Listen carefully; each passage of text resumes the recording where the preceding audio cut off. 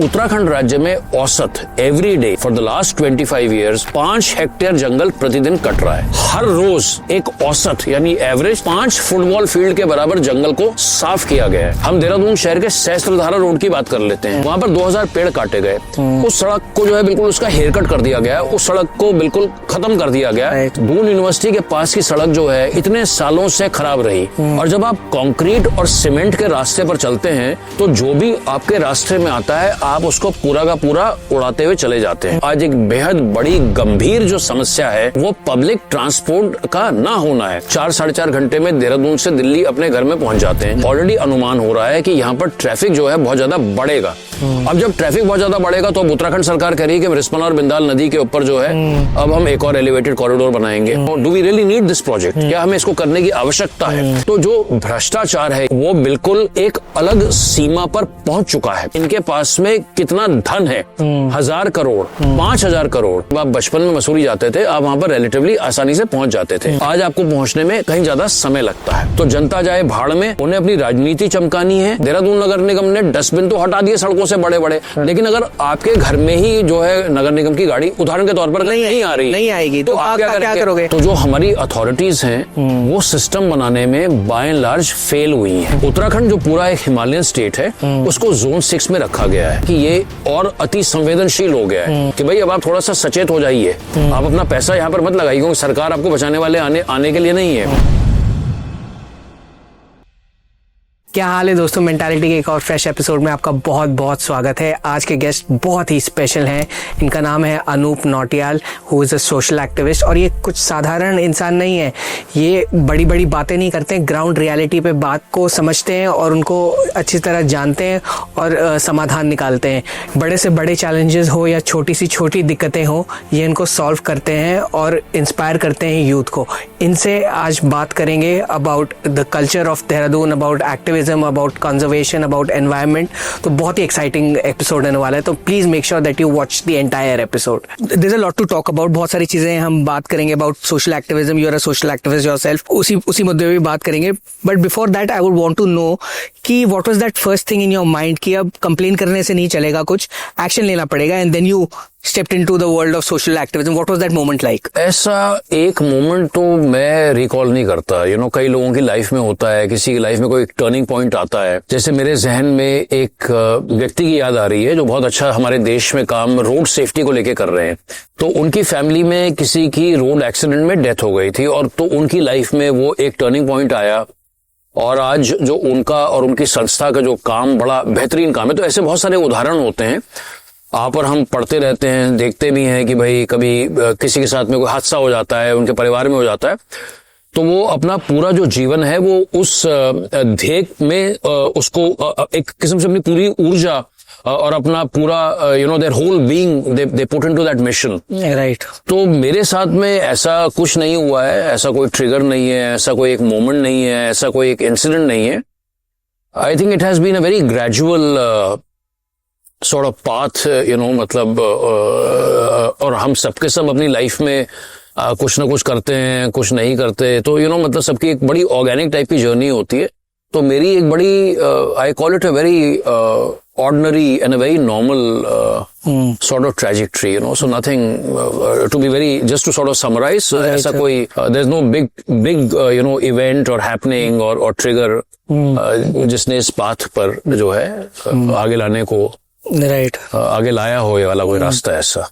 Social activism is all about speaking truth to power and raising your voice for various issues or whatever.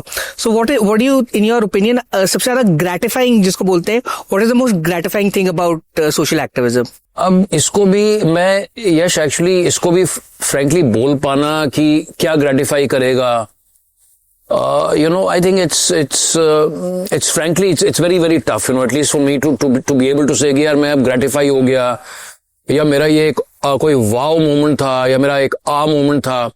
Suppose अगर आप कोई sport खेलते हैं, आप cricket खेल रहे हैं, तो उदाहरण के तौर पर अगर आप बैटिंग कर रहे हैं, भाई आज आपने 50 रन बनाए और आपने जैसे बैट किया, तो आपको एक बड़ी खुशी होगी कि भाई मैंने बड़ी शानदार बैटिंग करी, या आप फुटबॉल का मैच खेल रहे हैं। तो they can be umpteen such examples, where you're a musician and you perform in front of people, तो ये अब आप उसको एक्टिविज्म बोल लीजिए या आप उसको कुछ भी बोल लीजिए या कोई सामाजिक काम बोल लीजिए।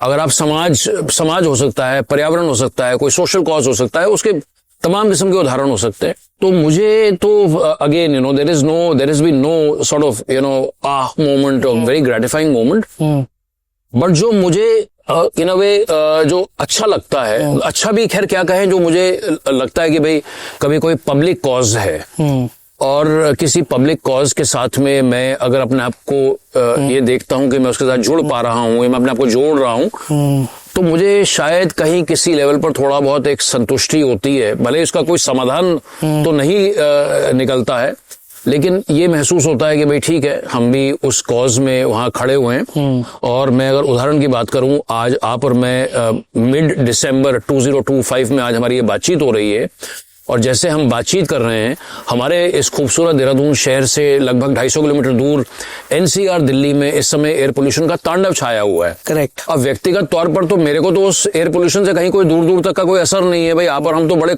कंपैरेटिवली अपने चैलेंजेस हैं, हम उस पर भी निश्चित तौर पर बात करेंगे, बट कम से कम यहाँ पर अभी भी हम नीला आसमान तो देख पा रहे हैं। राइट। लेकिन अब इसका क्या कारण है, और मैं खाली अपनी बात नहीं कर रहा, ऐसे सैकड़ों लोग होते हैं, ऐसे सैकड़ों हजारों लोग ऐसे होते हैं जिनकी इस किस्म की फितरत होती है। तो अब हमें वो दिल्ली का एयर पोल्यूशन मुझे क्यों बॉदर करता है, मेरे पास इसका कोई आंसर नहीं है। और मैं कैसे ग्रेटिफाइड भी फील करता हूँ, I don't think I feel gratified, but I think that's the way one is, so भाई एक हमारा, अब आप उसको हमारा I won't call it personality, but it's our way of being, that is how we are as individuals or as human beings or whatever you choose to call it. So I don't know if I answered your question, but that is how I feel. Right. Uttarakhand as a state को हो गए 20-25 साल जब से बना है state, and development काफी हो रही है। आज के सिनेरियो में what do you think are the pluses and the minuses of development? क्या गलत कर रही है गवर्नमेंट, क्या अच्छा कर रही है, और किस एरियाज में इम्प्रूवमेंट ला सकती है गवर्नमेंट? अब देखिए, अलग अलग नैरेटिव्स हैं। जैसे आपने कहा भाई, एक तो आप उसको कर सकते हैं कि अब एक विकास है और एक संतुलन है और एक पर्यावरण है। एक तो डिस्कोर्स ये हो सकता है कि विकास बनाम पर्यावरण, को विकास चाहिए या पर्यावरण चाहिए, लेकिन हम ये बात नहीं कर रहे। इनफैक्ट कोई भी जो सेंसिबल व्यक्ति होगा, कोई ये नहीं कहेगा कि विकास नहीं होना चाहिए। तो वो कोई ऐसा कोई कॉन्फ्लिक्ट नहीं है, but the conflict is how do you sort of draw a balance. I think that's to say it in a very very simple way. अब इसके बहुत सारे एक्सप्रेशंस होते हैं भाई। कभी आप सस्टेनेबल डेवलपमेंट बोलते हैं, कभी आप कहते हैं भाई कंजर्वेशन और डेवलपमेंट के साथ में हम तारतम्य कैसे बिठाएंगे, हमें विकास भी चाहिए लेकिन हमें पर्यावरण चाहिए। विकास किस कीमत पर? तो ये बहुत सारे तरीके हैं बात रखने के। और जो आपका पिन पॉइंटेड सवाल उत्तराखंड के संदर्भ में 25 साल जो बने हुए राज्य को हुए, छोटा सा एक interesting, I won't call it interesting, but छोटा सा एक डेटा पॉइंट ये है कि 25 साल का अर्थ होता है एक साल में 12 महीने होते हैं। जी सर। 25 इंटू 12 कितना हुआ? 300 महीने हो गए। Ball park we are talking about 10,000 days, 10,000 दिन हो गए उत्तराखंड राज्य को बने। अब इन 10,000 दिनों में या 25 सालों में उत्तराखंड राज्य ने निश्चित तौर पर जो एक बेहद बड़ी उपलब्धि है, जो कनेक्टिविटी के तौर पर उसको हम स्वयं महसूस भी करते हैं। भाई आज आप भी इतने सालों से उदाहरण के तौर पर दिल्ली जा रहे हैं देहरादून से, तो आज चाहे दिल्ली जाने की बात हो या राज्य के अंदर भी सड़कों का जाल जो बना है, जो बिछा है, और खाली बात सड़कों की नहीं है, आज पूरे देश भर में हवाई कनेक्टिविटी जो है बेहतर हुई है। आज स्वयं देहरादून एयरपोर्ट की आप बात करें या प्रदेश के अन्य जगहों की बात करें, तो सड़क की कनेक्टिविटी, एयर की कनेक्टिविटी, रेल की कनेक्टिविटी, इन तमाम चीजों में एक बेहतरी हुई है, एक बेहतर इंफ्रास्ट्रक्चर डेवलप हुआ है। ऑफ कोर्स उसी के साथ में जो सवाल खड़े होते हैं, और ये भी आपने कई बार सुना होगा, मैं कोई नई बात नहीं कर रहा हूं, कि जब आप एक सड़क बना रहे हैं, जब आप विकास कर रहे हैं, तो उसके लिए आप क्या कीमत आपको चुकानी पड़ रही है। तो अब इसका एक बड़ा सबसे जो पहला जो उदाहरण किसी के भी जहन में आता है, वो पेड़ों को लेकर के आता है। भाई आप डिफॉरेस्टेशन को लेकर के आता है। इनफैक्ट मेरे जहन में एक और आंकड़ा इस समय मेरी आंखों के सामने तैर रहा है, और मुझे लगता है बड़ी महत्वपूर्ण बात है ये यश जो मैं आपके साथ शेयर कर रहा हूं और जो लोग हमें देख रहे हैं। आपने 25 साल का जिक्र किया। उत्तराखंड राज्य का गठन 25 साल पहले हुआ था। इन 25 सालों में उत्तराखंड सरकार के स्वयं आंकड़ों के अनुसार, ये ऑफिशियल गवर्नमेंट डेटा है, 45,000 हेक्टेयर वन भूमि 45,000 hectares, and I'm repeating it deliberately, 45,000 hectares forest land has been diverted for construction, for development. और वो डेवलपमेंट क्या है? वो सड़क हो सकता है, सड़क है, वो खनन है, वो कोई हाइड्रो का प्रोजेक्ट है। तो ऐसे करके एक तमाम फेरिस्त है कि किस कारण से ये 45,000 हेक्टेयर हुआ। Now let us go a little bit deeper into that. I know based on my own understanding कि जब हम 45,000 हेक्टेयर बोलते हैं तो जो हमें कोई सुन रहा है, या आज मैं ही सुनूं 75,000 hectare, so what does that mean? It's very difficult to comprehend that. So let's sort of demystify that and make it simpler. हमने बात करी उत्तराखंड राज्य का गठन बने हुए 10,000 दिन हो गए, राइट। हम ये कह रहे हैं, हम दो आंकड़े लेके चल रहे हैं। हम कह रहे हैं 50,000 हेक्टेयर जो जंगल था, वन भूमि, ये वन भूमि है। ये वो वाले पेड़ नहीं है जो कि आपने या किसी और ने या हमने काट दिए, लोगों ने काट दिए।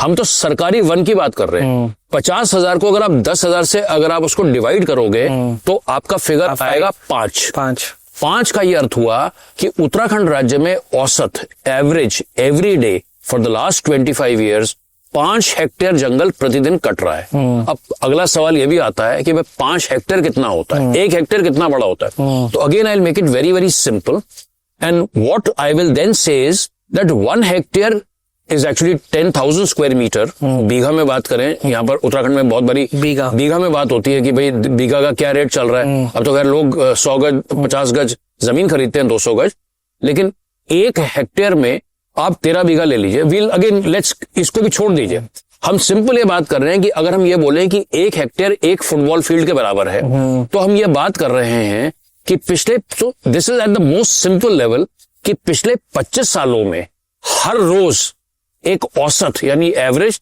5 फुटबॉल फील्ड के बराबर जंगल को साफ किया गया है। तो have I made it every day for the last 25 years? So in fact, I want to ask you, have I made it very simple, absolutely, and easy to comprehend? क्योंकि ये तो आप comprehend कर सकते हैं ना, क्योंकि आप एक फुटबॉल फील्ड को, अभी तो Lionel Messi was also in India, तो आप बड़ी फुटबॉल की फील्ड्स भी देख रहे हैं। तो 5 फुटबॉल की फील्ड अगर ये इतना रोज अगर आप रोज उसको काट रहे हैं, तो अब इसका क्या भाई, इसका कोई ना कोई तो कॉन्सिक्वेंस होगा ना। तो and you know, I don't want to go a lot into depth into that, but to keep it again sort of sum it up all up, 1-2 बातें इसमें और आती हैं कि देश के तमाम हिमालयन राज्यों में सर्वाधिक जो जंगलों का कटान हुआ है वो उत्तराखंड राज्य में हुआ है। चाहे आप इसकी हिमाचल से तुलना करें, JNK से तुलना करें, नॉर्थ ईस्ट से तुलना करें, और ये खुद हमने अलग अलग तरीके से लोकसभा के डेटा को भी इवेल्युएट किया है, उसको भी स्टडी किया है। The last point that I want to make here is कि सरकार और वन विभाग का जो ये तर्क होता है, हर बार ये तर्क होता है कि अगर हम सपोज अगर हम 5,000 पेड़ काटेंगे तो हम उन पेड़ों को काट करके उसी जगह कहीं और लगाएं। मैं उसी में वही पूछा। हाँ, तो मैं उसका भी आपको एग्जाम्पल दूंगा कि हम ये 5,000 पेड़ काटेंगे, इनमें से 3,000 उदाहरण के तौर पर, इनमें से हम 3,000 पेड़ों को, और हम उदाहरण की बात भी करें, हम देहरादून शहर के सहस्त्रधारा रोड की बात कर लेते हैं। उसको तो जो आपकी ऑडियंस है जो हमें देख रहे हैं उनमें से बहुत सारे लोग हो सकता है सहस्त्रधारा रोड के आसपास भी रहते हो। वहां पर 2,000 पेड़ काटे गए, उस सड़क को जो है बिल्कुल उसका हेयर कट कर दिया गया, उस सड़क को बिल्कुल खत्म कर दिया गया, और मैं तो थोड़ा सा एक्सट्रीम भी बोलूं तो उसको बर्बाद कर दिया गया। और जो सड़क चौड़ीकरण भी वहां पर हुआ, वहां पर पार्किंग आ गई है, लेकिन चलिए हमारा ये विषय नहीं है। हम वापस उस 2,000 पर आते हैं। आपके वहां 2,000 पेड़ कटे, उस पर यह बोला गया, और ये हम देहरादून शहर की बात कर रहे हैं यश, 2,000 पेड़ काट करके सहस्त्रधारा रोड FRI का नाम लेते हुए ये बोला गया कि इनमें से 1,000 पेड़ों को आप ट्रांसलोकेट या ट्रांसप्लांट करेंगे। FRI में नहीं, FRI की तकनीकी मदद से, जो रायपुर में जो अपना इंटरनेशनल स्टेडियम है उसके पास में, और अगर आप वहां जाएंगे तो सहस्त्रधारा रोड से वो स्टेडियम तो 10 किलोमीटर दूर भी नहीं होगा, 5 किलोमीटर भी नहीं होगा, तो वहीं पर ही जो है उन पेड़ों की उनकी कब्रगाह बन गई है, वो शमशान घाट बन गया है पेड़ों का। तो ये बेसिकली एक फेल्ड एक्सपेरिमेंट है, ये फेल्ड एक्सपेरिमेंट है। तो इसको तो स्वीकार लेना चाहिए कि ये ट्रांसलोकेशन वगैरह जो है। मैं आखिरी बात बोल करके यहाँ पे अपनी बात को समाप्त करूंगा। इस समय जब आपकी और हमारी बात हो रही है, उत्तराखंड राज्य के 2 हिस्सों में, गढ़वाल मंडल और कुमाऊं मंडल में, गढ़वाल मंडल में उत्तरकाशी जिले में देवदार के 6,000 पेड़ों के ऊपर आरी बिल्कुल चलने को, आरी और कुल्हाड़ी चलने को तैयार है, और कुमाऊं मंडल में बागेश्वर की तरफ जो है वहां पर भी 6,000 पेड़ों को। तो ये जो आपका जो सवाल था, हम एसेंशियली विकास बनाम पर्यावरण की इस लड़ाई को कम से कम मेरे नजरिए से और बहुत से और लोगों के नजरिए से उसको हारते हुए प्रतीत होते हैं। उत्तराखंड राज्य में एक आखिरी बात बोल करके अपनी बात को समाप्त करूंगा। चारधाम ऑल वेदर रोड, ठीक है, वो कनेक्टिविटी के पॉइंट ऑफ व्यू से आपने उस सड़क को चौड़ा करा, लेकिन उसके बाद में ये सर्वविदित है, it's a well known fact, it's scientifically proven that the number of landslides on that particular road have increased manifold, significantly, substantially. So these are, of course, the other side of the coin, so to say. Guys, एक important message है.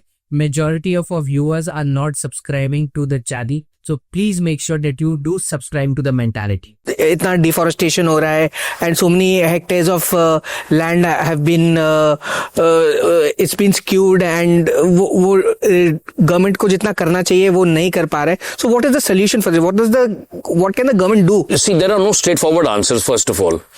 इन the sense कि it is not like कि 2 और 2 होता है 4 होता है. ऐसा तो आप कह नहीं सकते यार हम एक भी पेड़ नहीं काटेंगे. भाई कुछ ना कुछ तो आपको किसी ना किसी चीज की तो आपको बलि देनी ही पड़ेगी. भाई थोड़ा बहुत तो आपको करना पड़ेगा ना. लेकिन हम ये देखते हैं, हम कई बार देखते हैं कि बहुत सारे सो कॉल्ड आप उसको अननेसेसरी प्रोजेक्ट्स भी कह सकते हैं. मैं कम से कम ये फील करता हूं कि जो सरकार का या हमारी एजेंसीज का, जो हमारी अथॉरिटीज का जो पूरा ओरिएंटेशन है वो बहुत ज्यादा कंक्रीट और इंफ्रास्ट्रक्चर ड्रिवन ओरिएंटेशन है. और जब आप कंक्रीट और सीमेंट के रास्ते पर चलते हैं तो जो भी आपके रास्ते में आता है आप उसको पूरा का पूरा उड़ाते हुए चले जाते हैं. और इसको भी हम सिंप्लीफाई करने की कोशिश करेंगे. In fact will take a back seat. अब हम अगर अपने देश की बात करें, हमारे देश में अगर आप मोबिलिटी की बात करें तो हमारे देश में जो पूरी की पूरी एक, आप चाहे उसे कार लॉबी बोल लें या कारों को लेकर के बोल लें, तो हर व्यक्ति, अब ठीक है, on the one hand we want to be aspirational, we all want to grow, but हर व्यक्ति यहां पर कार खरीद रहा है या उसको लोन को इतना सिंप्लीफाई कर दिया गया है. तो अब हो क्या रहा है, ये हो क्यों रहा है? Why is everyone buying a car? Why is everyone buying a 2-wheeler? वो इसलिए खरीद रहा है क्योंकि हमारे यहाँ पे पब्लिक ट्रांसपोर्ट की पॉलिसी नहीं है. हमारे शहरों में, आज देहरादून शहर की भी अगर आप बात करें, उत्तराखंड राज्य की बात करें, आज एक बेहद बड़ी गंभीर जो समस्या है वो पब्लिक ट्रांसपोर्ट का ना होना है. अब चूंकि आपके पास में पब्लिक ट्रांसपोर्ट नहीं है, आप हांगकांग चले जाइए, आप सिंगापुर चले जाइए, आप दुनिया के अलग देशों में चले जाइए जो विकसित देश हैं, वहां पर कोई हर व्यक्ति अपनी कार लेकर के थोड़ी चल रहा है. तो वहां पर पब्लिक ट्रांसपोर्ट इतना रोबस्ट है और जो प्राइवेट ओनरशिप अपनी गाड़ियों की है वो इतनी लिमिटेड है, इसलिए वहां पर उनका AQI भी बेहद कम है. क्योंकि वो जो शहर हैं उनके यहाँ पे जो मोबिलिटी पैटर्न्स हैं वो पब्लिक ट्रांसपोर्ट के ऊपर, तो we are going to the routes to answer your question. अब हमारे यहाँ क्या है भाई, बार बार बोला जाता है यार ट्रैफिक आ जाएगा. अब जब ट्रैफिक आएगा, ट्रैफिक के नाम पर आप बार बार नए नए प्रोजेक्ट्स को लाते रहते हैं. अब मैं अगर दिल्ली देहरादून एक्सप्रेसवे की बात करूं, क्योंकि ये एक ऐसा उदाहरण है जिसको हर कोई रिलेट करेगा, तो उस पर भी हम खैर बहुत ज्यादा बात कर सकते हैं और होनी भी चाहिए.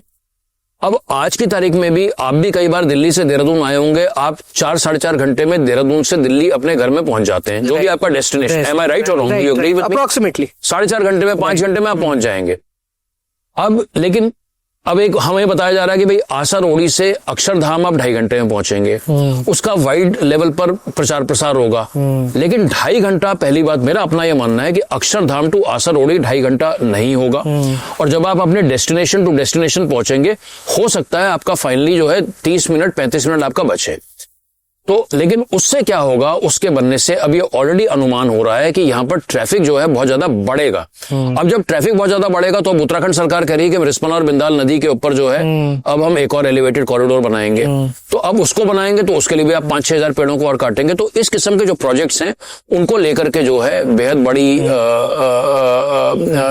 आप उसको कंसर्न बोल लीजिए, जो आपका सवाल था कि how to balance. So in one line I will say is to actually really review what project do we really need.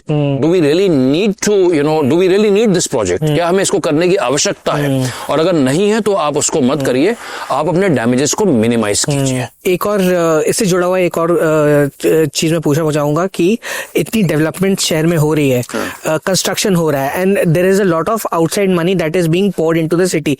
मैं दिल्ली के लोग बोल दीजिए, जो रियल एस्टेट की कंपनीज वो सब है, then they get in touch with the with the government, और फिर वो टेंडर्स रिलीज होते हैं, देन कोई टेंडर प्रोक्योर करता है, उसके हिसाब से कंस्ट्रक्शन वगैरह होता है. How important do you think is to make a policy for people from the city, only they are allowed to buy property, जैसे हिमाचल में है, तो ऐसा कुछ हो सकता है टू इम्प्रूव द डेवलपमेंट और to have that, get that balance back? Yes, वो तो देखिए बड़ा, क्योंकि जो जिस आप भू कानून की बात करते हैं, आप हिमाचल के साथ कर रहे हैं, असल में क्या है ना, वो तो देखिए वो कृषि भूमि के ऊपर लागू होता है जी. ऑफ कोर्स हिमाचल के लैंड लॉज जो हैं बड़े रोबस्ट हैं, बड़े स्ट्रांग हैं, और बार बार उत्तराखंड में पिछले 2-3 साल में इसको लेकर के बड़ी बातचीत हुई है जी. तो पहली बात तो क्या है कि इन एनी स्टेट, अपनी स्टेट में बात करें तो you have something called the urban area and then you have the rural area. Right. तो जो हमारे जो भू कानून है, जो हमारे लैंड लॉज हैं, वो खाली हमारे रूरल एरियाज पर लागू होते हैं. तो again to take the example of Haridwar, the city of Haridwar और द सिटी ऑफ हल्द्वानी और द सिटी ऑफ देहरादून, तो सिटी के बाउंड्रीज के अंदर कोई लैंड लॉ एप्लीकेबल नहीं है. तो anybody can walk in and buy as much land as she और ही वांट्स टू. तो एक तो खैर इसका ये वाला बात हो गई.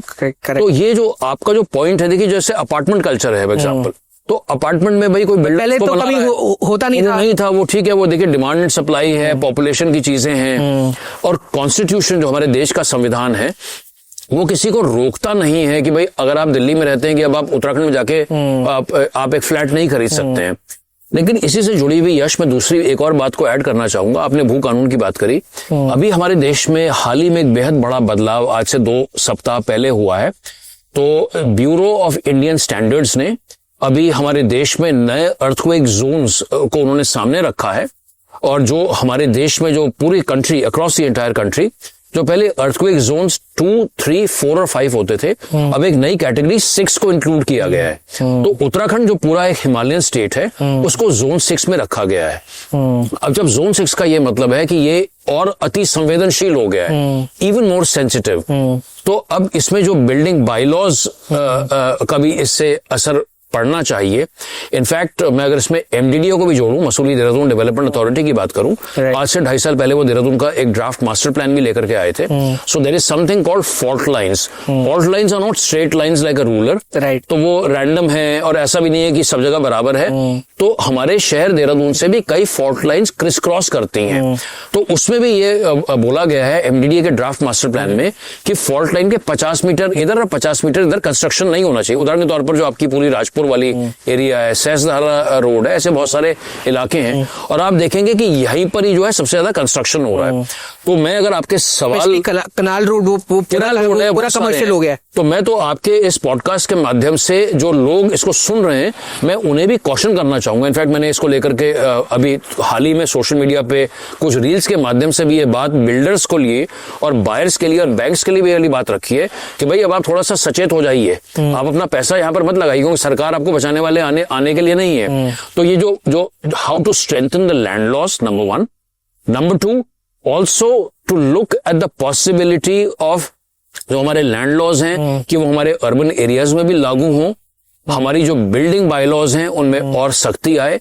And in one line, to answer your question, some sort of curbs and carrying capacity norms need to be implemented. क्योंकि otherwise see this is going out of control. वो तो ऑलरेडी हाथ से निकल रहा है, फिसल रहा है, और अगर ये ऐसा ही रहा तो ये तो और आपके हाथों से फिसलता हुआ चला जाएगा. राइट. देहरादून या उत्तराखंड की बात नहीं करेंगे, जनरली इंडिया में भी corruption is a major issue. तो आपको क्या लगता है कि क्या करप्शन सिस्टेमिक है, और अगर है तो उसका क्या सोल्यूशन है? तो अभी कुछ रोज पहले की बात है कि एक कार्यक्रम में दून लाइब्रेरी में वो प्रोग्राम था, तो उसमें धर्मपुर के विधायक विनोद चमोली जी आए हुए थे, और वो अपनी बेबाकी के लिए जाने जाते हैं. वो बड़ी स्ट्रेट फॉरवर्ड तरीके से अपनी बात रखते हैं. मतलब वो बाकी नेताओं की तरह जलेबी घुमा करके बात नहीं करते, बोल देते हैं, जिसे आप कहते हैं मुंह फट हैं. तो और अच्छा भी है, कम से कम मुझे तो अच्छा लगता है. मुझे ऐसे नेता पसंद आते हैं. उदाहरण के तौर पर नितिन गडकरी, मुझे वो नेता पसंद नहीं आते जो कि मुंह चबा करके बात बोलते हैं. तो अब विनोद चमोली जी ने एक बड़ी प्यारी बात बोली. तो उन्होंने अपने, जब वो एड्रेस कर रहे थे, उन्होंने कहा यार 25 साल हो गए उत्तराखंड को बने हुए, तो कई नेता यहाँ पर मंच से ये बोलते हैं कि भाई मैं तो बहुत ही साधारण परिवार से आया था, मैं तो बिल्कुल जो है टाट की उस पे सोता था. तो कहते मैं फिर ही सेड कि भाई मैं तो अपने से सवाल करता हूँ कि भाई 25 साल पहले तो तू जो है, तेरे पास 2 व्हीलर भी नहीं था और तेरे पास साइकिल भी नहीं थी, आज तो कैसे भैया इतने बड़े बड़े कॉलेजों का मालिक हो गया है. तो ये यहाँ के नेता भाई if you put sort of 2 and 2 together and connect the dots, तो जो भ्रष्टाचार है यश, वो बिल्कुल एक अलग सीमा पर पहुंच चुका है। और मैं आपको आज से अगर 25-30 Are we talking irrespective of the governments? Irrespective of BJP, Congress, XYZ, कोई भी पार्टी की हम बात नहीं कर रहे, ये जो पूरा सिस्टम है इसमें इतना मकड़ जाल जो है इस भ्रष्टाचार का, और विशेष तौर पर यंगस्टर्स को ये बात जानना बेहद जरूरी है कि आज से 25-30 साल पहले की मैं अगर आपसे बात करूं, 20 साल पहले की बात करूं, उस समय जब भ्रष्टाचार की बात होती थी किसी IAS को लेकर के, किसी अधिकारी को लेकर के, तो ये बात होती थी कि भाई उन्होंने यार वहां पर, जैसे मैं नोएडा का एग्जांपल लूं, जब नोएडा बना, ग्रेटर नोएडा बना, कि भाई उनके वहां पे 4 फ्लैट हैं, उनके 2 फ्लैट हैं, उनके लॉकर पे भैया ये गोल्ड मिल गया, तो यहां तक ही बात सीमित रहती थी कि भाई गोल्ड तक बात सीमित रहती थी और प्लॉट तक बात सीमित रहती थी। लेकिन आज जो है, आज आपके जैसा, मेरे जैसा और इस कॉन्वर्जेशन को सुनने वाले साधारण व्यक्तियों को हम लोग ये कल्पना भी नहीं कर सकते कि इनके पास में कितना धन है। 1000 करोड़, 2000 करोड़, 5000 करोड़, 10,000 करोड़, और छोटे छोटे कर्मचारियों और अधिकारियों के घर में अकूत संपत्ति कभी कभार होता है ना, कि जब रेड पड़ती है, तो यार ये समझ नहीं आता, मतलब दिस ग्रीड इज, अभी eight the end of the day, even if you have 10,000 crore or even if you have 100 crore, what do you do with 100 crores? So the limits have extrapolated, which is a clear indicator, Yash, that corruption levels in our country have skyrocketed. तो ये तो एक reality है। अब आपका यार एक question था कि how to solve it. मुझे लगता है कि आज की तारीख में पब्लिक भी जो है ना, वो एसेंशियली फेड अप हो चुकी है, और पब्लिक ये कहती है, क्योंकि पब्लिक इस बात को स्वीकार चुकी है कि ये जो नेता हैं, देखिए इन्होंने, नेता, अधिकारी, इनका जो पूरा कॉकस है, इन्होंने देखिए यार पैसा खाना है। और एक और बेहद बड़ा खामियाजा यश ये करप्शन का ये है। उदाहरण के तौर पर मैं एक और मुद्दे को लेकर के बड़ा मैं व्यथित होता हूं, वो खनन का है, वो माइनिंग का है। और ये जो लिंकेज है बिटवीन खनन एंड डिजास्टर, उसके बारे में इतनी बातचीत और उसका लिंकेज इतना वेल एस्टेब्लिश नहीं है। लेकिन ये जो सारी लॉबीज हैं, चाहे वो खनन की लॉबी हो, चाहे वो शराब की लॉबी हो, चाहे वो तमाम क्षेत्रों की अलग अलग किस्म की लॉबियां हैं, तो ये जो बिचौलियों की लॉबी है, ठेकेदारों की लॉबी है, तो प्रदेश का उसका खून चूसने में सबसे बड़ा योगदान इन्हीं का है। इन टर्म्स ऑफ सॉल्यूशन, जो आपका आंसर था, आपका जो क्वेश्चन था, of course one is political awakening, people rising up, hopefully society changing over the coming decades. I don't think it's going to happen overnight, and I think जितनी ज्यादा transparency, जितनी ज्यादा चीजें डिजिटल होंगी, जितनी ज्यादा चीजें सामने आएंगी, जितनी ज्यादा चीजें ट्रांसपेरेंट होंगी, a lot of changes have also happened, to be fair, it is not. So, everything happens parallelly. So, on the one hand, though things are skyrocketing, but also I think a lot of the solutions will lie also in people becoming more aware to this, in the younger lot, raising their voices, and also in moving towards digital transactions. एक last example देकर के अपनी बात को मैं समाप्त करूंगा कि आज भी रियल एस्टेट में बहुत सारा पैसा जो है, ब्लैक का जो है, वो दिया जाता है और लिया जाता है जी। लेकिन उदाहरण के तौर पर if I want to talk about NCR और Gurgaon, a lot of people are selling and buying in white only because they are white collared, उनको सैलरीज मिल रही है, कॉर्पोरेट सेक्टर्स में सेक्टर है। तो धीरे धीरे करके भाई, जैसे अब हमारी ऑनलाइन पेमेंट हो गई है, हम सारी अपना जीपे के थ्रू कर रहे हैं, डिजिटल ट्रांजैक्शन कर रहे हैं, बैंकिंग और रोबस्ट हो रहा है। तो I think this is the way to go, and I think this is where the hope lies in reduced corruption levels in years to come, hopefully. Sir, अभी we just spoke about development and deforestation, ये सब हो रहा है। इसका main solution क्या है to achieve that balance between environmental conservation and urbanisation? इसका बैलेंस अगर गवर्नमेंट ले रही है कोई स्टेप्स, वो कैसे लेगी, और as individuals, as people from the state, हम अपनी तरफ से क्या कर सकते हैं to ensure that there is a balance between development and conserving the environment? Very good question. देखो, एक तो इनफैक्ट वो पिछले 2-3 साल में उत्तराखंड में थोड़ा पॉपुलर हुआ है, एक एक्सप्रेशन है कैरिंग कैपेसिटी का जी। और कैरिंग कैपेसिटी एक बड़ा सिंपल कॉन्सेप्ट है, उसे हम हिंदी में क्षमता धारण कहते हैं जी। तो किसी भी शहर की एक सर्टेन कैपेसिटी है, और हम कुछ एग्जांपल्स के साथ भी बात करेंगे। अब हम मसूरी का ही एग्जांपल ले लेते हैं। आप खुद इस देहरादून शहर में, आपका जन्म यहाँ हुआ है, आप बचपन से यहाँ रहे हैं, भले ही आप बीच में बाहर गए हो, तो लेकिन आपने खुद देखा होगा कि जब आप बचपन में मसूरी जाते थे, आप वहां पर रिलेटिवली आसानी से पहुंच जाते थे। आज आपको पहुंचने में कहीं ज्यादा समय लगता है। उदाहरण के तौर पर मसूरी की अपनी एक सर्टेन कैपेसिटी होगी। Mussoorie can accommodate x number of tourist, और वही वहां के लोकल्स भी तो हैं, वहां के शॉपकीपर्स हैं, वहां के लोकल्स हैं, तो उसके एक सर्टेन कैपेसिटी है। तो चाहे वो मसूरी होगा, चाहे वो जोशीमठ होगा, चाहे वो XYZ कोई भी जगह होगी, उसकी एक सर्टेन, मैं भी हिल टाउन्स की बात कर रहा हूँ, ऐसे करके नैनीताल होगा जी, करेक्ट, शिमला भी हो सकता है।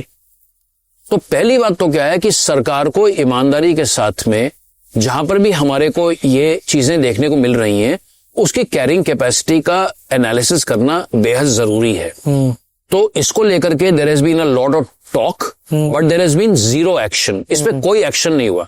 तो ये भी क्या हुआ है, ये भाषणबाजी हो चुकी है। और मैं यश एक चीज का बड़ा क्रिटिकल हूं, मैं बार बार सुनता हूं और बोला जाता है सरकार के माध्यम से भी कि हम उत्तराखंड में इकोनॉमी और इकोलॉजी का बैलेंस बना के चल रहे हैं। मेरी नजर में it is a farce, sorry मैं ऐसे शब्दों का प्रयोग करूं, it is what to say, you are fooling people, you don't mean it. तो आप उसको मीन नहीं कर रहे हैं। But to come back to your question, A is the carrying capacity. So first is to know your limits. Because, if you exceed your limits, you will burst at the seams. That is number one. Number two, in the context of Uttarakhand, what has also happened, और इसको लेके बड़ी चर्चा होती है कि हमारे प्रदेश का जो हिल एरिया है, उसमें क्योंकि हमारी सरकारें जो हैं, माइग्रेशन को अरेस्ट करने में बेसिकली फेल साबित हुई हैं। And in the last 8 plus 12 years from 2010 till 2022, 12 सालों में 8 लाख से ज्यादा लोगों ने पलायन किया है। तो वो अपने गांव को छोड़ करके बेसिकली कहीं और आकर के बस रहे हैं। A lot of this migration from the hills is also happening in the plain towns. This is obvious. Yes. है ना, वो देहरादून में आ रहे हैं। Job opportunities whatever. XY job तो है नहीं पहाड़ में, तो 50% migration is happening because of income and all of that. Right. Health है, एजुकेशन है, सो मेनी अब तो भालू गुलदार के भी इश्यूज इतने सारे, ह्यूमन वाइल्ड लाइफ कॉन्फ्लिक्ट है, तो भाई कोई क्यों वहां पर रहेगा? क्लाइमेट एंड डिजास्टर है, तो because of a variety of reasons people are coming down. Similarly if you are to look at let's say western UP as an example, तो देश के अन्य राज्यों से भी लोगों का यहाँ पर जो तो एक ऊपर का एक्सोडस या माइग्रेशन और एक नीचे का migration. So I call this the sandwich effect. तो ये मेरा अपना टर्म है, I am calling it, so you can visualise a sandwich. और वो देहरादून एज एन एग्जांपल, ऊपर से पहाड़ का पुश और नीचे से ये वाले मैदान का पुश, इसलिए आपका जो है ये सैंडविच इफेक्ट हो रहा है। बट इसकी हकीकत को हमारी सरकारें इसको मानने को तैयार नहीं है। तो जैसा मैंने कहा, आपको कैरिंग कैपेसिटी की लिमिट्स को समझना पड़ेगा। उसी के साथ में जो है आपको जो माइग्रेशन को अरेस्ट करना पड़ेगा। आप नहीं करेंगे तो नीचे से जो पहाड़ों से लोगों के जो आने का सिलसिला है वो अनवरत जारी रहेगा। तीसरा यश एक और बेहद बड़ा जो कंसर्न है इज वन ऑफ पॉपुलेशन। हमारी देश की जनसंख्या इतने सालों से बढ़ ही रही है, and in the next 40 years, for the next 40 years, हमारे देश, these are UN estimates and various estimates of global agencies, कि अगले 40-50 साल में भी 40-50 साल तक हमारी देश की जनसंख्या बढ़ेगी। Right. So in fact it's a very very scary thought ना, कि भाई अगर आपकी जनसंख्या बढ़ेगी तो ये पॉपुलेशन प्रेशर्स, माइग्रेशन के प्रेशर्स, कैरिंग कैपेसिटी के pressures, now this is the job of the government. What kind of policies will you make? कि आप इसको कैसे मैनेज करेंगे, आप इसे कैसे अकोमोडेट करेंगे। So it's easier said than done. But to come back to the drawing board again, the first thing, Yash, is an honest acceptance of the fact that we have a challenging situation at hand. जब तक आप उसको ईमानदारी से नहीं स्वीकारेंगे, तब तक आप कोई प्रॉब्लम को सॉल्व नहीं कर पाएंगे। और मेरे को यहाँ पर जो है ईमानदारी इस मामले में कतई नहीं दिखती। मुझे इसको लेकर के सिर्फ और सिर्फ बेईमानी दिखाई देती है। और दुर्भाग्य है कि हर चीज का जो है राजनीतिकरण कर दिया जाता है पार्टियों के द्वारा, क्योंकि पार्टियां क्या है ना, देखिए पार्टियां हमेशा अपने चुनावी मूड में रहती हैं। एक तरीके से क्रूड में बोले तो जनता जाए भाड़ में, उन्हें अपनी राजनीति चमकानी है और उन्हें अपने चुनाव को जीतना है। इसलिए वो इन तमाम चीजों को, वो पॉपुलेशन के बारे में ना बात करके, डेमोग्राफी चेंज को करके, और वो फिर धर्म वाला एंगल सामने लाते हैं। तो जब आप इस किस्म की विचारधारा को सामने ला रहे हैं, तो आप, मुझे कम से कम ऐसा लगता है कि आप ईमानदारी के साथ में जो ज्वलंत समस्या और मुद्दा है उसको आप सॉल्व करने की दिशा में आगे नहीं बढ़ रहे हैं। सर, एक और हम मेजर प्रॉब्लम शहर में देखते हैं when it comes to the traffic and the roads and infrastructure that we have. कहीं पे अच्छा काम हो रहा है और ज्यादातर काम नहीं भी हो रहा है। हाँ। एक मेजर प्रॉब्लम हमें क्या देखने को मिलती है कि अभी से नहीं, और जो as a proud person from Dehradun, हाँ। It's a major concern for me also कि काफी, आई एम श्योर आपने भी ये चीज नोटिस करी होगी कि जब रोड्स बन रही होती हैं वो एक बार बन के दोबारा से खुद जाती हैं। कभी फाइबर ऑप्टिक की केबल लगानी है, कभी वाटर पाइपलाइन लगाना है, एंड कभी ये खोद दिया, and there is so much construction, there is so much dust, because obviously अगर आप इतना कंस्ट्रक्शन करेंगे the dust will rise and then it effects your health also. तो इस सब को करने के लिए हम क्या सोल्यूशन कर सकते हैं सर? इसको तो देखो इतने साल से इसको लेके बात हो रही है, बट उसका कोई सोल्यूशन निकलता नहीं है भाई। जैसे इंटर डिपार्टमेंटल कोऑर्डिनेशन है ना, आपका पीडब्ल्यूडी भी है, आपका पानी वाले भी हैं, आपके एयरटेल वाले भी हैं, जियो वाले भी हैं, फिर आपके कोई सड़क बनाने वाले हैं, आपके स्मार्ट सिटी वाले हैं। So the broad sort of like a layman answer at a citizen level, the most easy thing to understand and comprehend is कि यार आप अपनी प्लानिंग कर लो ना पहले। भाई ये तो आपको पता है कि कौन कौन लोगों ने खुदाई करनी है। ऐसा तो है नहीं भाई somebody at an individual level आप तो जाकर के सड़क की खुदाई नहीं करोगे ना। तो अगर हम एक सिंपल पॉइंट ऑफ व्यू से भी देखें, भाई आपने अगर आपको एक चेकलिस्ट पता है कि भाई मेरे अगले यही 15 विभाग हैं, यही 15 लोग हैं जो कि सड़क की खुदाई कर सकते हैं, तो can't you in a very simplistic way ask these 15 people और टेल दीज 15 पीपल कि भाई अब आप बताइए कि आपकी क्या प्लानिंग है। भाई somebody can ask them ना, they are questionable also कि भाई आपका क्या प्लान है अगले 6 महीने का, 12 महीने का।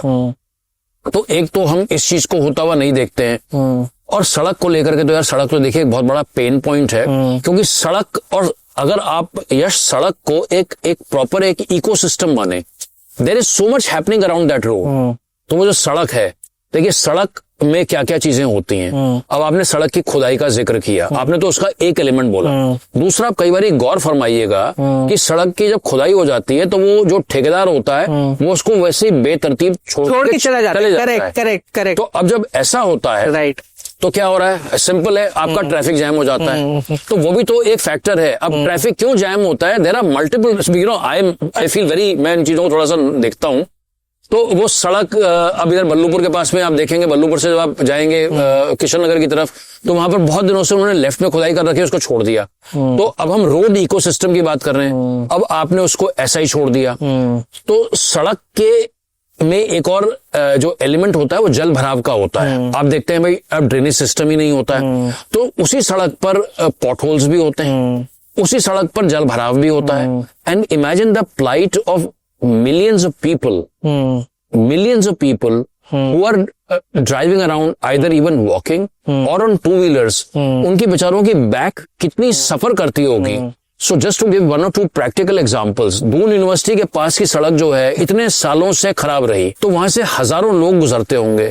तो इंसान यार क्या सोचता होगा जो सवेरे से, जिसको 4 चक्कर उस सड़क से ले जाने हैं, चाहे अपने बच्चों को स्कूल छोड़ने जाना है या अपने दफ्तर जाना है, काम काज पर जाना है, और आपने डस्ट का जिक्र किया, तो उससे अब आपका एयर पोल्यूशन कितना हो, जो लोग रह रहे हैं उसका कितना असर पड़ रहा है। हमने ट्रैफिक को लेकर के बात करी, हमने पार्किंग को लेकर के बात कर ली, हमने पब्लिक ट्रांसपोर्ट को लेकर के बात कर ली, हमने, तो इन सब चीजों को अगर आप सड़क से जोड़ें, अब आपकी ट्रैफिक लाइट्स हैं, आपकी ट्रैफिक लाइट्स कैसे ऑपरेट कर रही हैं, तो मुझे लगता है कि जो पूरा, जो मैं सड़क के इकोसिस्टम के बारे में बात कर रहा हूं, मुझे लगता है कि इस सड़क और सड़क के इकोसिस्टम की व्यापकता को, उसकी विराटता को, उसके स्पैन को समझने की और उससे उभरने वाले दुष्परिणामों की सोच को और समझ को बेहतर बनाना बेहद जरूरी है। और and it is not only necessary to understand but also to take preventive measures.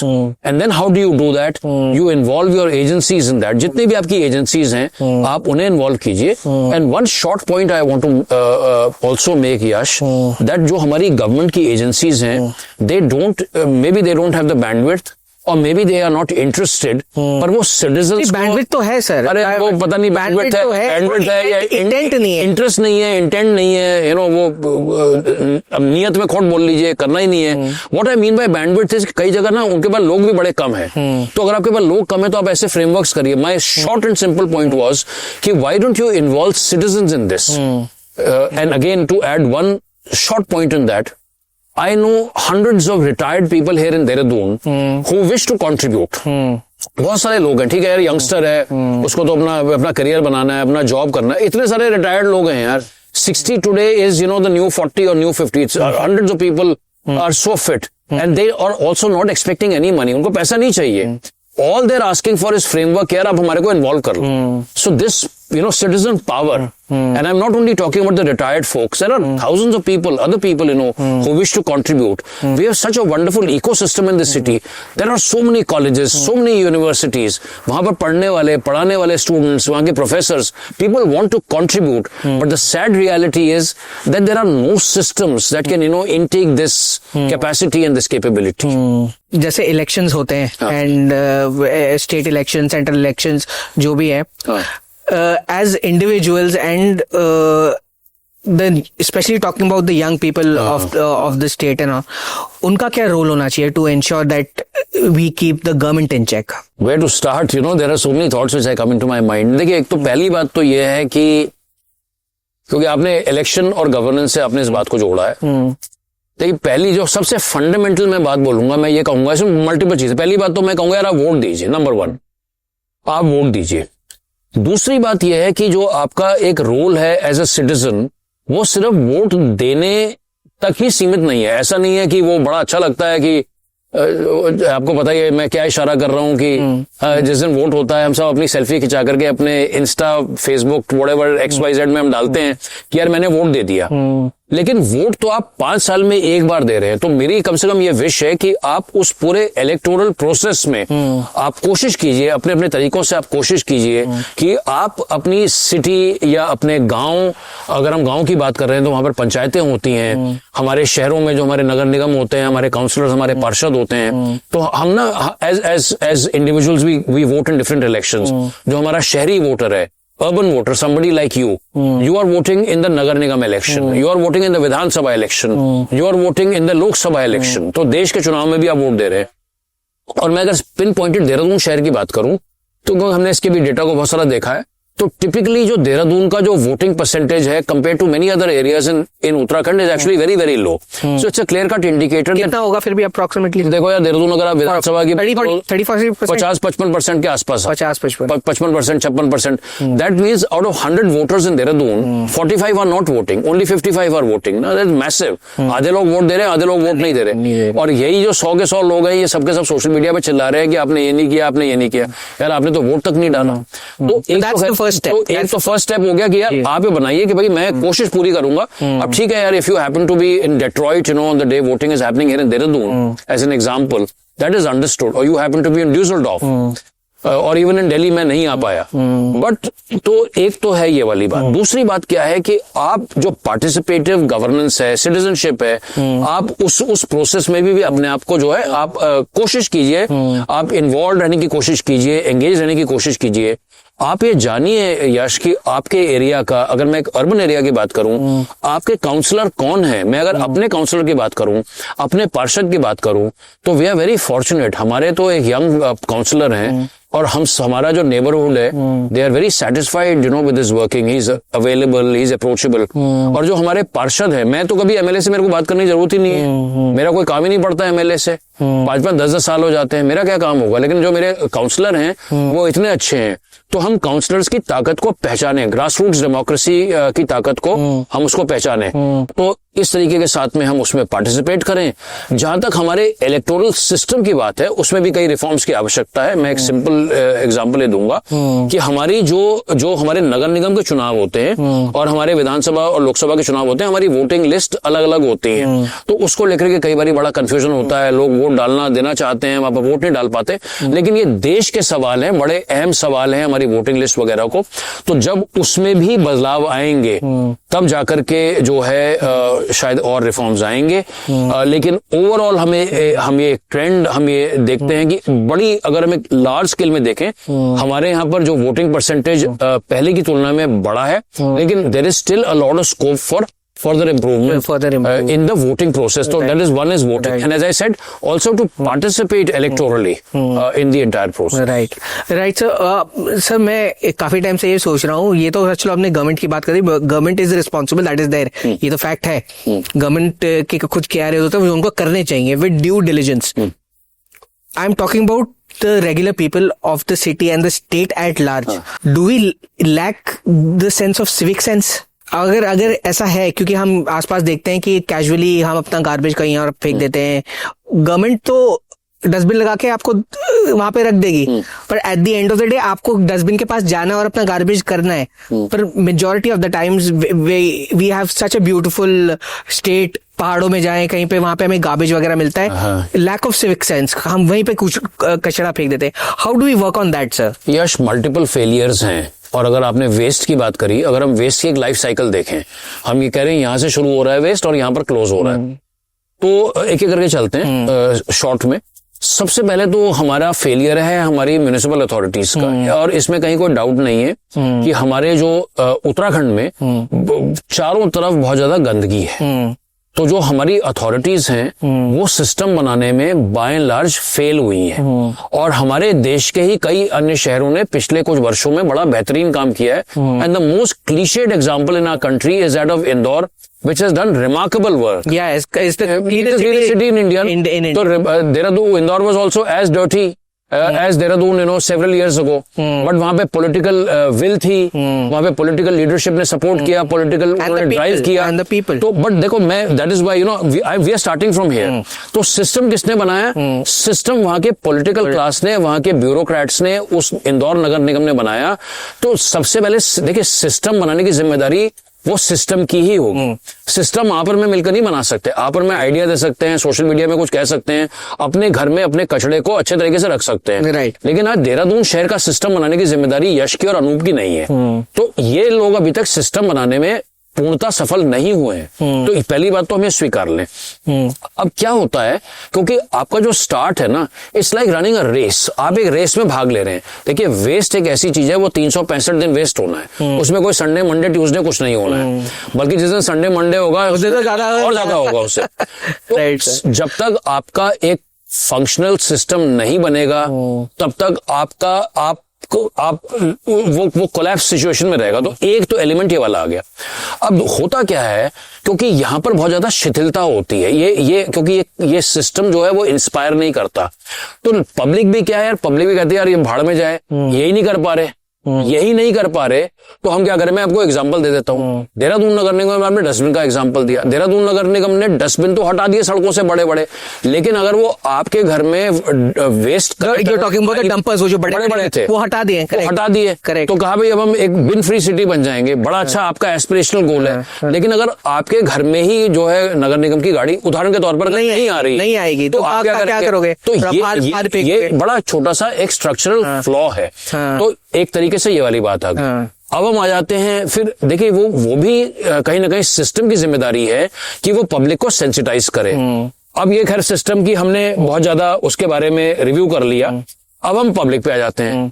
Public में कई लोग ऐसे होते हैं जो कि स्वयं अपने घरों में ही अपने कचड़े का निस्तारण जो है वो करते हैं, अपने कचड़े को लेकर सेंसिटिव होते हैं, उससे मिनिमाइज करते हैं। देहरादून में आज भी कई लोगों के रिलेटिवली घर बड़े हैं, तो वो जो उनका वेट वेस्ट होता है उसको वो घर पे ही कंपोस्ट कर लेते हैं, या जो उनका ड्राई वेस्ट होता है उसकी कहीं ना कहीं थोड़ा बहुत कुछ लोग करते हैं। वो उंगलियों पर हैं, लेकिन कुछ लोग हैं। तो इस मूवमेंट को आगे बढ़ाने की आवश्यकता है। मैं आपको लोगों का एक और पब्लिक फीडबैक बता दूं। कई लोग ये भी कहते हैं कि हम अपने वेस्ट को वेट और ड्राई में करते हैं, लेकिन जब गाड़ी आती है तो वो एक साथ है ना। तो ये भी कई लोगों का फीडबैक होता है। और जो आपने लैक ऑफ सिविक सेंस कही, मैं आपकी बात से पूर्णतः सहमत हूं। ऐसे भी हजारों लोग हैं जो कि सिविक सेंस जिनकी कमी है। तो हमारे को एक व्यापक स्तर पर, देखिए बार बार ये अवेयरनेस की बात भी होती है कि हमें पब्लिक को अवेयर भी करना है, लेकिन मेरा अपना ये मानना है यश कि ये अवेयरनेस तो बाद में आएगी। अवेयरनेस से पहले सबसे पहले हमें सिस्टम बनाना पड़ेगा। जब तक हम सिस्टम नहीं बनाएंगे, देखिए आपको सबको पता है कि यार मेरे को कचरा नहीं फेंकना चाहिए, लेकिन अगर कोई तो ये खैर उस पर भी हमें काम करने की आवश्यकता है। हजारों लाखों लोग जो है ट्रैक्स पर जाते हैं, ट्रेल में जाते हैं, इधर उधर चीजों को फेंक देते हैं। तो there are a multiple sort of list of action items that need to be done. How we should handle this situation, how we can involve and engage corporates. भाई कॉर्पोरेट का ही तो होता है, it is a Nestle, it is a Maggi, it is a Coca Cola, it is a Pepsi, उन्हीं का तो waste देखते हैं, इट इज अ बिकानो, तो ऐसे बहुत सारे ब्रांड हैं, लोकल ब्रांड्स हैं, तो इसको लेकर के भी हमारे देश में रेगुलेशन है। बट इसको लेकर के अगर मैं एक लाइन में बोलूं yes, because this is something that is very very dear to me amongst many other things, right, जब तक इसमें स्ट्रक्चरल और sweeping reforms at the level of our government authorities, at the level of our businesses and at the level of citizens, जिसको हम सरकार, समाज और बाजार बोलते हैं, जब तक वो नहीं आएगा तब तक जो है कचरे की समस्या जो है और विकराल रूप लेती रहेगी। The last point that I want to make here is that it is very good that you have more and more money in your pocket, but the fact of the matter is कि आप जितना ज्यादा पैसा आपकी जेब में आता है, आप उतना ही ज्यादा कचरा जो है और ज्यादा पैदा करते हैं। Consumption because goes up, consumption बढ़ता है ना, कंजम्पशन बढ़ता है। तो एज इंडिया विकसित भारत की आज बात हो रही है, विकसित 2047 की बात हो रही है, तो आज जब और लोगों की जेब में और ज्यादा पैसा आएगा और ज्यादा कचरा पैदा होगा, तो the Blinkits and the Zomatos and the Swiggies and the parties of the world, ये कितना, फिर food waste, and then when we talk about waste, there are multiple kind of waste, solid waste है, प्लास्टिक वेस्ट है, ई वेस्ट है, let us not forget e waste, biomedical waste है जो हमारे अस्पतालों से बाहर निकल रहा है, वेस्ट निकल रहा है।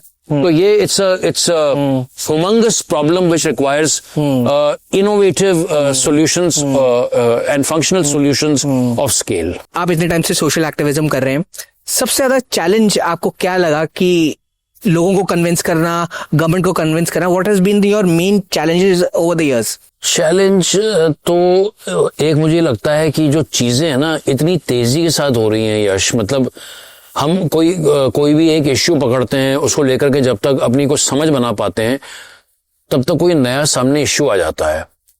तो मुझे लगता है कि एक जो एक्टिविज्म का जो सेक्टर है या एडवोकेसी का सेक्टर है, because the multiplicity of challenges is humongous, तो एक तो ये वाला जैसे मैंने कहा फैक्टर है, and particularly for a state like Uttarakhand, या जो बड़ा एक सेंसिटिव स्टेट है जैसा आपको मालूम है, हमारे यहाँ पे देखिए इतनी सारी चीजें होती हैं। अगर हम एक 12 महीने का टाइम पीरियड भी देखें तो उदाहरण के तौर पर फरवरी, मार्च, अप्रैल, मई में उत्तराखंड के जंगलों में आग लगनी शुरू हो जाती है। करेक्ट लास्ट ईयर तो हुआ था। तो ये हर साल का एक पैटर्न है। राइट। और उत्तराखंड में जब से राज्य बना है 50,000, तो जहां पर 50,000 हेक्टेयर जंगल साफ हो चुका है, जो हमने शुरू में बात करी थी, ऐसे ही उत्तराखंड के जंगलों में पिछले 25 सालों में 50,000 हेक्टेयर जंगल में भी आग लग चुकी है। तो जंगलों में आग लगी, उसके बाद में जब तक आपका जून थोड़ा सा ठीक होता है तब तक आपका जुलाई, अगस्त, सितंबर में आपको पता ही है फिर बरसात, और बरसात से उभरती हुई आपदाएं शुरू हो जाती हैं। 2025 भी एक बड़ा क्रूअल हमारे राज्य के लिए एक वर्ष रहा है।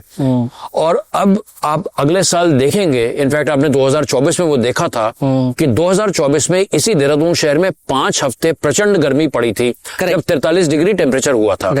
तो जंगलों में लगने वाली आग, उसके बाद में हमारे जो हीट आइलैंड्स और जो हमारी हीट वेव्स जो बढ़ रही हैं, और ये सारी चीजें यश क्या है, जो समाज का, जिसको हम मार्जिनलाइज सेक्शन कहते हैं, वो इससे इम्पैक्ट होता है। और फिर हम डिजास्टर्स की बात कर रहे हैं, और उसके बाद में खैर फिर आपका ये जब डिजास्टर्स का टाइम खत्म होता है, अब आप दिल्ली में देख रहे हैं तो दिल्ली में जैसे एयर पोल्यूशन है, तो आज भले ही देहरादून में, उत्तराखंड में एयर पोल्यूशन की इतनी विकराल समस्या ना हो, लेकिन आने वाले वर्षों में इसी किस्म के चैलेंजेस आएंगे। मुझे लगता है एक और जो बेहद बड़ा इश्यू सरकारों के साथ में अभी हो गया है कि जो एक अगर आप कुछ समय पहले की बात करो तो जो लोगों की बात जो सुनी जाती थी, उन लोगों की बात को सुने जाने में भी सरकारी स्तर पर एक बेहद बड़ी कमी आई है। तो आज सिटीजन वॉइस कमी आई है, सिटीजन वॉइसेस डाइल्यूट हुई हैं।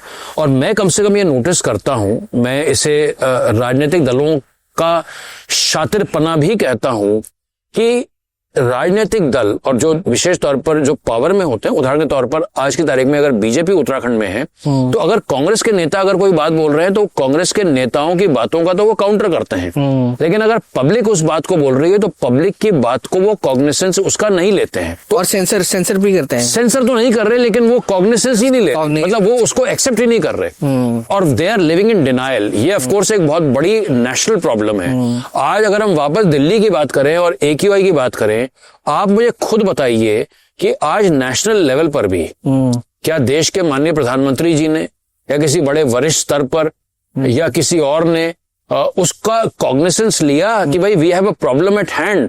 और मैं अगर उत्तराखंड राज्य की बात करूं तो उत्तराखंड राज्य में भी कई बार मैं इस बात को नोटिस करता हूं, because this is reading between the lines. एक चीज तो होती है what is being said, the other thing is what is not being said।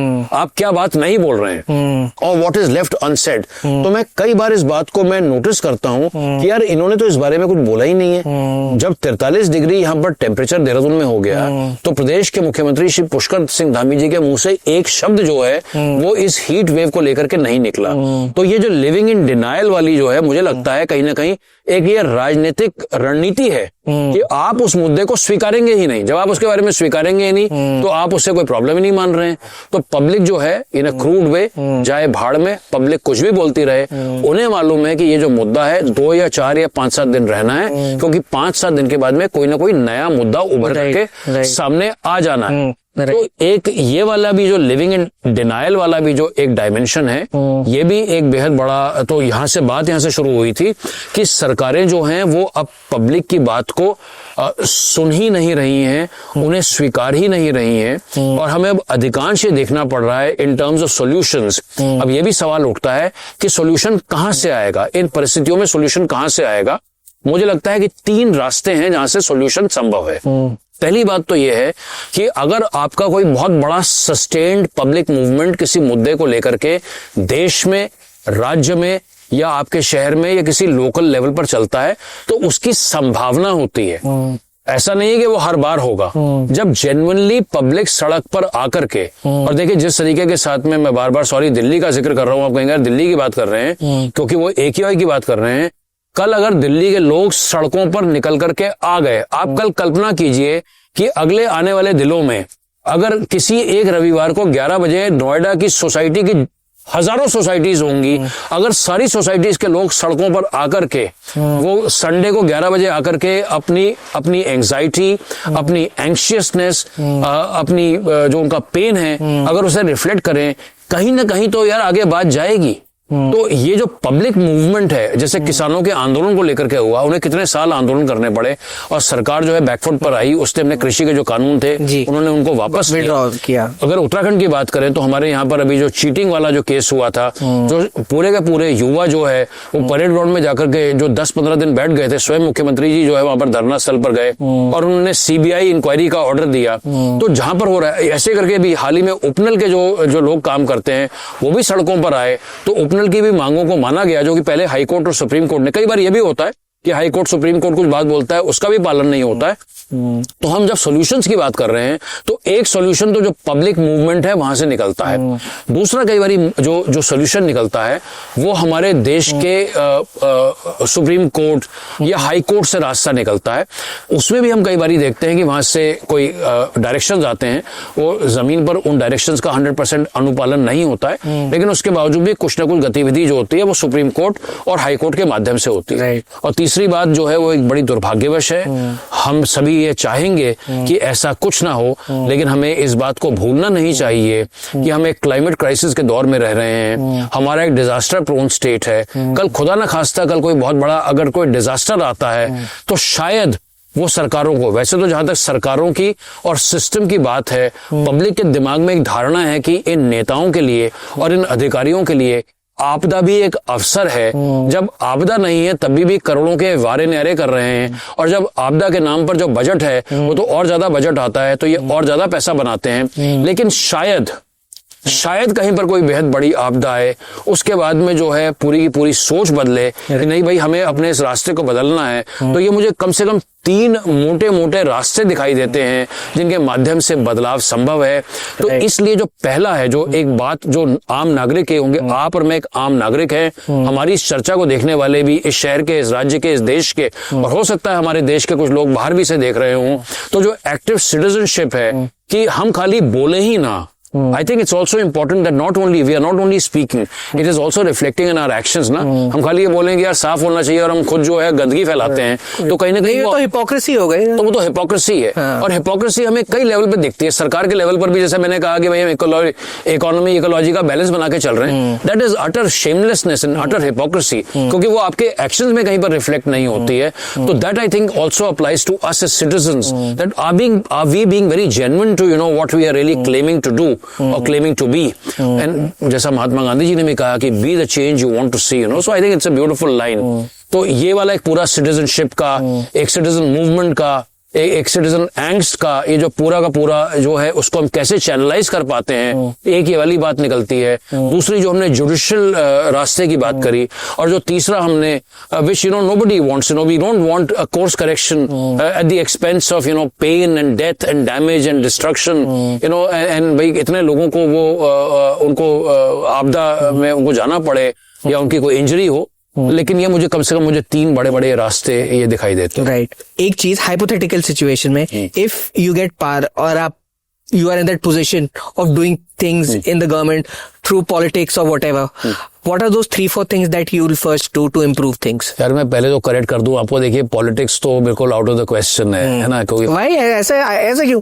But to make change, it's very important. नहीं, वो कभी और आपके दूसरे पॉडकास्ट में बात करेंगे। तो मैंने जिंदगी में कई चीजों में एक्सपेरिमेंट किया है, तो मैंने पॉलिटिकल दायरे को भी बड़ा क्लोजली देखा है।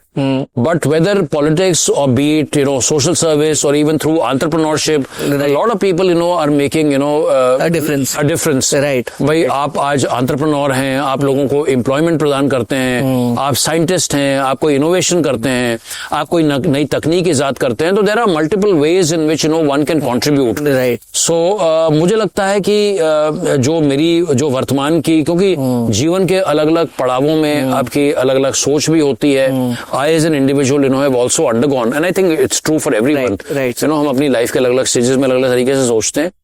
तो मुझे लगता है कि आज मुझे अगर कोई मौका ऐसा लगेगा, तो मैं पहली बात तो क्या है कि मेरी ये कोशिश रहेगी कि मैं एक सेतु की तरह काम कर सकूं और मैं लोगों को जोड़ सकूं जो डाइवर्स ग्रुप्स हैं। I believe in the power of diversity. तो यहाँ पे तो ठीक है, आप मेरे से बातचीत कर रहे हैं, तो I am the one who speaking मोर, पर मुझे अच्छा लगता है कि हम जो जिसे विविधता कहते हैं, डाइवर्सिटी कहते हैं, हम diversity of age, diversity of gender, diversity of experience, हम उन्हें एक प्लेटफॉर्म पर ला पाएं for the larger good. Now tomorrow theoretically if I am in such position, तो मेरी यही कोशिश रहेगी कि हम ये जो अनटैप पावर है, because I know even in my own very very limited way, I see that there are so many good people who wish to contribute, who wish to do good.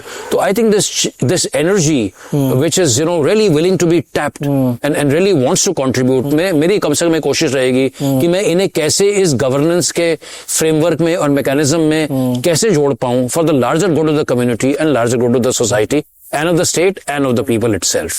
Sir, I've had a wonderful time having a conversation with you, learning so much, absorbing so much. I had a great time. I wish we can take out some time in the future and do the podcast again, sir, with you. Thank you so much for doing this. Any last messages, sir? बस मैं last message यही है कि दिवस को और अक्षत को तो हमें देख नहीं पा रहे, अक्षय हम नहीं देख पा रहे हैं, तो उन्हें भी है ना, not only been a pleasure to meet you, also a pleasure to meet both of them. Right. So you have a great team, and I wish you. So anyway, but you're all young, and so I wish you, in your own careers, I wish you all the very Thank best. you so much. Keep on wishing you the same, sir. और last point, क्योंकि आपने बार बार politics का भी जिक्र किया, 2027 के शुरुआत में उत्तराखंड में विधानसभा का चुनाव होगा जी। तो आप उस चुनावी प्रक्रिया में भी हिस्सा लें, उत्तराखंड के डिस्कोर्स को और एनरिच करें, यहाँ की गवर्नेंस में पार्टिसिपेट करें। सभी का भला हो, सभी अच्छा करें, यही मेरी शुभकामनाएं रहेंगी। Thank you. Pleasure, sir. Thank you so much. Thanks a lot. Pleasure. Thank you so much, sir.